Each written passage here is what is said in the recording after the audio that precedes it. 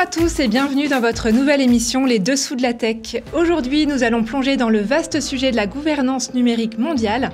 Les tensions entre les visions européennes et américaines sur le futur de la technologie deviennent de plus en plus évidentes, mais elles ne sont pas les seules à créer du remous dans l'écosystème tech. La Chine n'est pas en reste. Retour en images sur les dernières nouveautés venues impacter le paysage de la tech mondiale. L'IA, c'est d'abord une formidable révolution technologique et scientifique pour le progrès et au service du progrès. Et donc, c'est d'abord évidemment de la technologie, de la science, l'amélioration des tas de recherches, transformation de beaucoup de secteurs, mais notre conviction, c'est que ça doit se faire au service de l'humanité. Et donc pour vivre mieux. La veille, il signe une multitude de décrets, dont celui d'annuler un décret de Joe Biden de 2023 visant à encadrer l'intelligence artificielle. Alors, bonjour Alessandro. Bonjour Anne-Laure. Alors, depuis début 2025, on a une actualité assez chargée pour le numérique mondial. C'est sûr. Je vous propose de se concentrer pour commencer sur l'Union européenne et faire un petit focus sur cette zone géographique qui dit vouloir relancer son moteur d'innovation suite au rapport Draghi qui date de septembre 2024. Ce rapport avait attribué l'essentiel du décrochage économique de l'Union européenne à son retard technologique par rapport aux États-Unis. Alors, en amont et lors du sommet de l'IA des 10 et 11 février 2025 à Paris, l'Union européenne a annoncé de nombreuses réformes. Il projette de simplifier la régulation, notamment via le 28e régime pour les startups qui commencera dès 2026. L'objectif est également de favoriser l'innovation et d'améliorer les financements.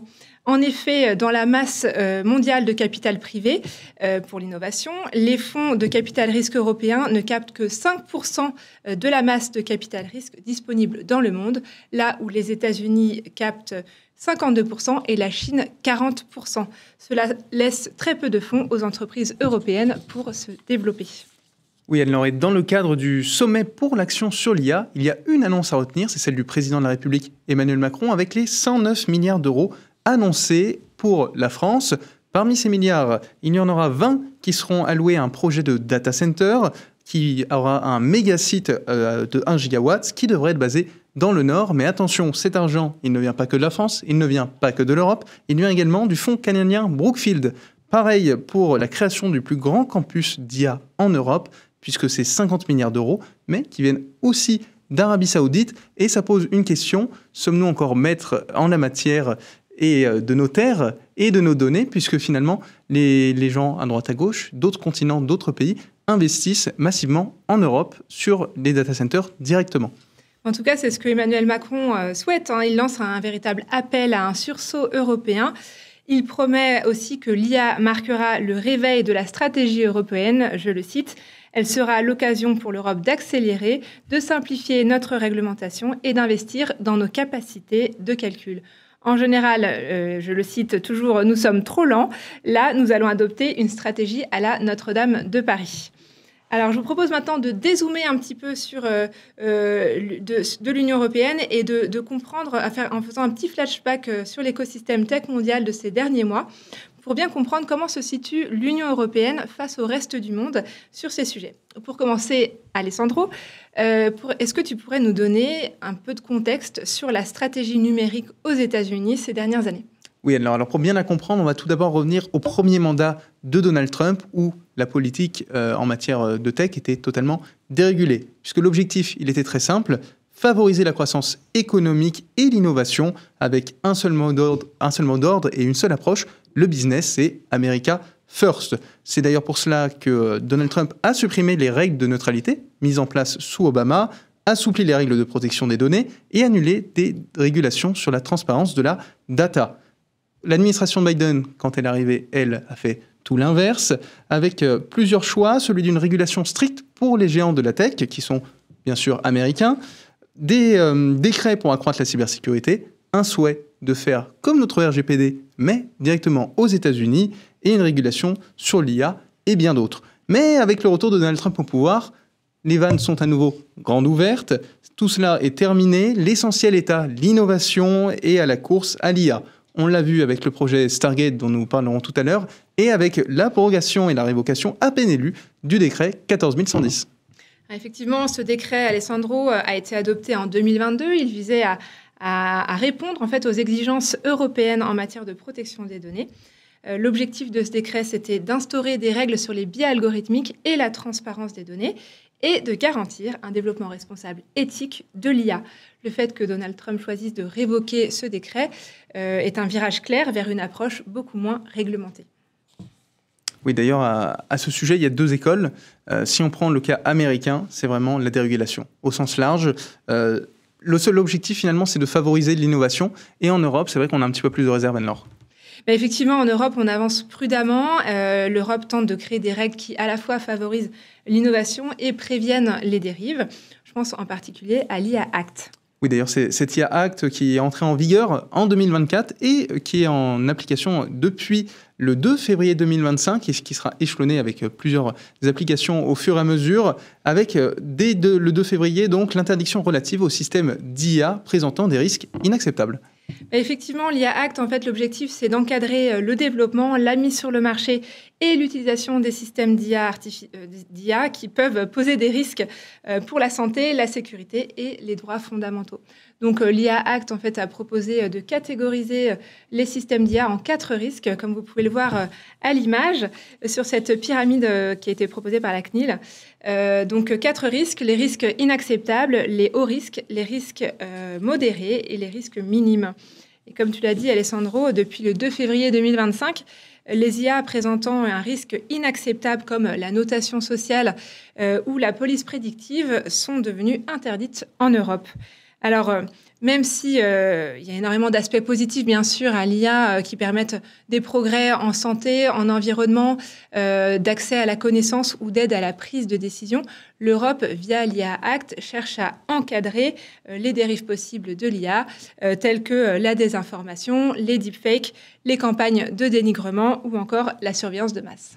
Et si on revient sur les deux approches, justement, là où l'Europe est championne, c'est bien dans sa capacité à créer d'innombrables lois, d'innombrables cadres réglementaires. Ça ralentit souvent, et les entreprises s'en plaignent, le déploiement de nouvelles technologies, notamment sur l'intelligence artificielle, bien sûr, mais ça n'empêche tout de même pas l'Europe de faire émerger des champions en la matière.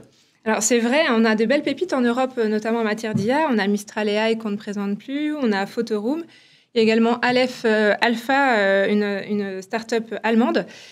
Et en tout cas, concernant la France, voilà, c'est pas Emmanuel Macron qui va vous contredire. Il s'en est même vanté lors d'un tweet.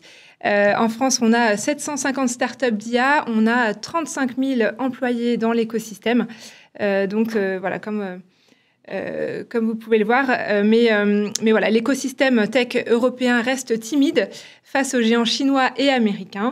Il suffit de se pencher sur les plus grosses valorisations mondiales pour constater que l'Europe est la grande absente, comme vous pouvez le voir sur cette image qui nous vient du Temps, le journal Le Temps. Voilà, et donc avec une évolution entre 2000 et 2024 des capitalisations des plus grandes entreprises mondiales, et il y a très peu de drapeaux européens et beaucoup de drapeaux américains. Ouais, vraiment très très peu, on le voit bien. Et puis finalement, ce choc des cultures, il est bien plus large que juste le spectre de l'IA. C'est la tech au sens large, Anne-Laure. Oui, effectivement, en fait, le choc des cultures et l'approche vraiment différente, elle se traduit également dans la thématique de la protection des données. Les États-Unis ont adopté le FISA en 1978, donc ça fait un moment maintenant. Le FISA, c'est le Foreign Intelligence Surveillance Act, qui autorise les agences de renseignement américaines à collecter les données sur les citoyens étrangers, même si ces données sont stockées sur des serveurs basés aux États-Unis. Alors évidemment, les dirigeants européens ne sont pas d'accord. Pour eux, ça constitue une violation de la souveraineté européenne et de leurs lois sur la protection des données.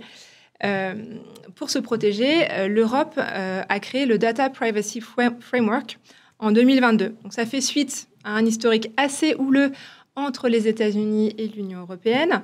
Les États-Unis avaient proposé le Privacy Shield et le Safe Harbor, qui avaient tous les deux été annulés par la Cour de justice de l'Union européenne parce qu'il ne correspondait pas à un niveau de protection des données européennes suffisamment exigeant. Et donc, suite à ça, toujours pour encadrer le transfert des données européennes vers les États-Unis et l'Union européenne souhaitent s'entendre en 2022 et créer ce Data Privacy Framework. L'objectif, c'est qu'à chaque étape de la collecte des données européennes par les services de sécurité américains, il y ait une justification et un objectif légitime détaillé proposé par les services de renseignement américains. Et bien qu'il ait été signé en 2022, on a encore quelques réserves et quelques questions sur son efficacité. Effectivement, beaucoup critiquent son inefficacité et surtout quand on sait que la section 702 du FISA a été maintenue, ce qui permet un espionnage en règle de toutes les informations des Européens sans aucune garantie ni garde-fou. Donc, évidemment, les CNIL européennes et le Parlement ont souligné les insuffisances des textes américains en termes de garantie et de protection des Européens. Ces critiques reflètent, encore une fois, les différences entre les priorités américaines et européennes. On a d'un côté les Américains qui veulent utiliser leur réglementation pour la mettre au service de leur économie et de leur business. Et de l'autre côté, l'Union européenne qui cherche à utiliser la réglementation pour la mettre au service d'une concurrence pure et parfaite, au service de la protection des données et au service d'une certaine idée de l'éthique. Alors, est-ce que ça permettra à l'Europe de rester dans la course à la compétitivité dans la tech ? Pas sûr. Si on voit le spectre un petit peu plus large de la tech, on peut l'étendre aux réseaux sociaux. Et si on prend l'exemple de X, l'ancien Twitter, c'est vraiment le cas d'école, c'est le symbole même de cette opposition d'idées sur la liberté et l'éthique. On avait une plateforme avant le rachat opérée par Musk qui était certes ouverte sur pas mal de sujets, mais avec un minimum de modération et de règles. Et l'Union européenne avait d'ailleurs essayé de prévenir et presque de guérir, mais ça ne semble pas avoir bien fonctionné puisque c'est avec le DSA et ça semble vraiment insuffisant quand on voit tout ce qui se passe sur X notamment. Effectivement, alors on entend parler d'Elon Musk un peu tous les jours en ce moment. Mais moi, je vous propose de revenir à août 2024, donc il y a 6 mois, quand Thierry Breton a envoyé une lettre à Elon Musk pour lui demander à ce que X respecte les normes de l'Union européenne, notamment le DSA, et que X modère correctement les contenus illégaux ou dangereux sur sa plateforme. On peut voir à l'écran les échanges entre Thierry Breton et Elon Musk. Voilà, ça en dit long sur... Il n'a pas trop pris au sérieux la remarque. Exactement. Alors, pour rappel, le DSA, c'est un règlement proposé par la Commission européenne en 2022 qui vise à lutter contre la propagation du contenu illicite en ligne. Donc, je pense qu'on peut vraiment dire qu'il y a eu un avant et un après Musk, puisque le fait que Musk s'autorise des libertés par rapport à la réglementation européenne a laissé de la place notamment à Mark Zuckerberg. Il y a quelques semaines, je vous propose de voir sa vidéo. First, we're going to get rid of fact-checkers and replace them with community notes, similar to X, starting in the US. Voilà, donc l'Union européenne pas trop prise au sérieux sur ces réglementations. Ouais, et puis, malgré toutes ces tensions, il faut le dire, l'Europe s'efforce de construire son propre écosystème numérique en aspirant à une pseudo-souveraineté numérique, si tant est, elle est encore possible, puisque les frameworks, les hardware sont déjà pris par d'autres entreprises qui ne sont pas européennes. Mais ça signifie quand même d'établir des règles pour réguler la technologie au sein de ses frontières et surtout de protéger les droits des citoyens dans le monde numérique. Mais les obstacles, eux, sont nombreux. La domination des grandes entreprises technologiques américaines, un paysage mondial complexe et des divergences au sein même de l'Union européenne. Les États-Unis et l'Europe ne sont d'ailleurs pas les seuls à nourrir de grandes ambitions technologiques, puisque c'est la Chine, on l'a vu récemment, qui pousse de plus en plus. Effectivement, la Chine tire son épingle du jeu avec DeepSeek. On en a beaucoup entendu parler ces derniers temps. Donc, cette IA générative chinoise qui est sortie le 20 janvier dernier, qui concurrence ChatGPT. À la différence de ChatGPT, son code est en open source. La différence également se porte sur le fait que, en théorie, elle n'aurait coûté que 5,6 millions de dollars pour entraîner son intelligence artificielle, contre 100 millions pour la dernière version de ChatGPT, car les puces sont moins chères que celles fabriquées par Nvidia, la société américaine. Donc même Trump y trouve de l'intérêt. On peut vous montrer cet extrait de Donald Trump. Écoutez. DeepSeek, do you believe it's a national security threat? No, I think it's happening. I mean, it's a technology that's happening. I